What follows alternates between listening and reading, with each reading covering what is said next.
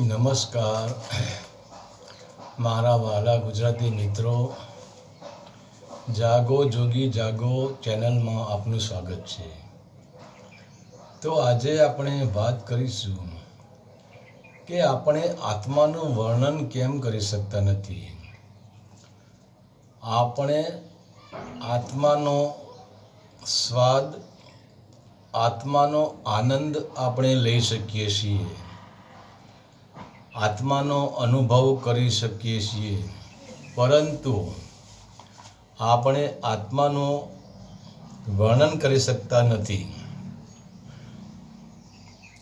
તો આ સંસારમાં આપણે જેને જોઈ શકીએ છીએ, જેનો સ્પર્શ કરી શકીએ છીએ, એટલે કે જે આપણી દૃષ્ટિમાં આવે છે અને જેને સ્થૂલ શરીરથી જાણી શકાય છે, જેની વ્યાખ્યા કરી શકાય છે, જેના ઉપર પ્રવચન આપી શકાય છે, જેનો ઇતિહાસ બનાવી શકાય છે।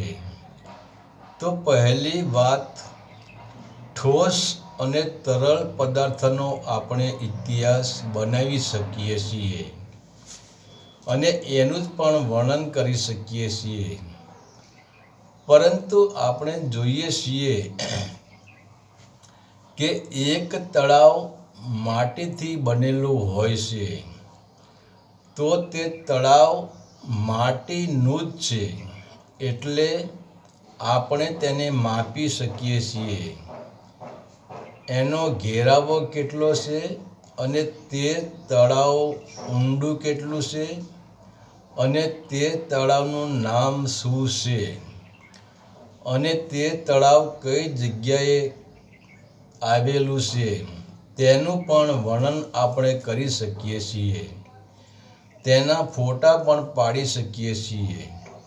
હવે એ જ તળાવમાં પાણી ભરેલું છે, તો આપણે તળાવમાં કેટલું પાણી છે, કેવું પાણી છે, તે પાણીમાં શુદ્ધતા કેટલી છે, અશુદ્ધતા કેટલી છે, તે પાણી પીવા યોગ્ય છે કે નથી, તેનું પણ આપણે વર્ણન કરી શકીએ છીએ। પરંતુ આપણે જોઈએ છીએ કે એ જ પાણી ઉપર જ્યારે સૂર્યના ગરમ કિરણો પડે છે, ત્યારે એ જ પાણી તરલમાંથી ભાપ બનીને તેનું બાષ્પીભવન થઈને એ જ પાણી આકાશ માર્ગે ચડે છે, તો નથી તેને આપણે જોઈ શકતા, નથી તેનો સ્પર્શ કરી શકતા, અને જો અનુભવવામાં આવે તો નથી આપણે તેને બતાવી શકતા કે નથી તેનું વર્ણન કરી શકતા। એવી જ રીતે આત્મા પરમાત્મા એક સ્વાદ છે, એક અનુભવ છે। આપણે એક માણસને સાકર, બીજાને લીંબુ, ત્રીજાને કડવું કારેલું, ચોથાને તીખું મરચું આપીએ, તો આ ચાર લોકો તે ખાઈ તો જવાના જ, પરંતુ આ ચારેય લોકોને જુદા જુદા અનુભવ થયા, પરંતુ તેમાંથી એક પણ તેના સ્વાદ વિશે ચર્ચા નહીં કરી શકે, કેમ કે સ્વાદ એ સ્વ અનુભવ છે।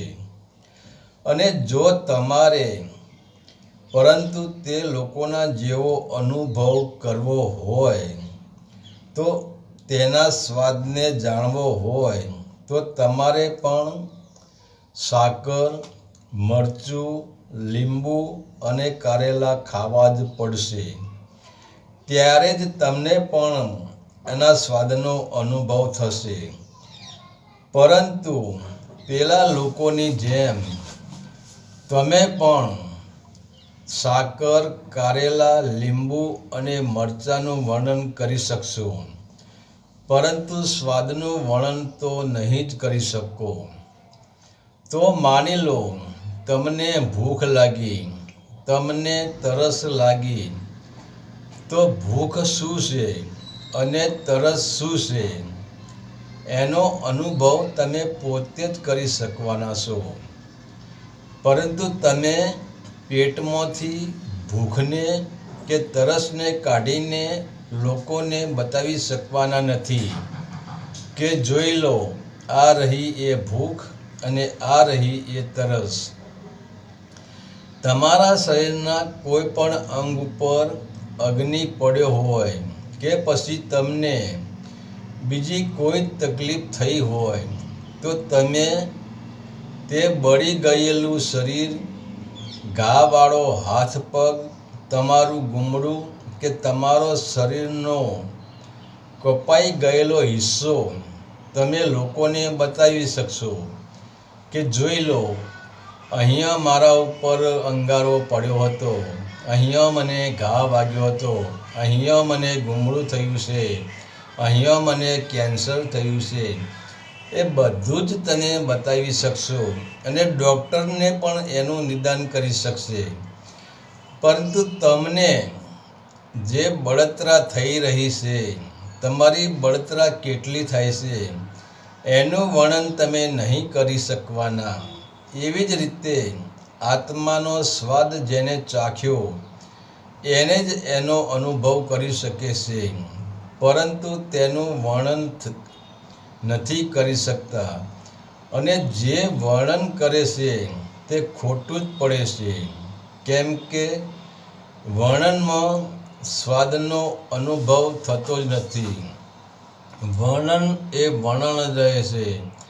તમે માની લો કે સાકરનો સ્વાદ, તો તમે કહો સ્વાદ કેવો, તો કે મીઠો. મીઠો એટલે કેવો કે સાકર જેવો. સાકર જેવો એટલે કેવો કે શેરડી જેવો. શેરડીનો સ્વાદ કેવો કે સાકર જેવો. એમ જ આપણે રમ્યા કરીએ છીએ.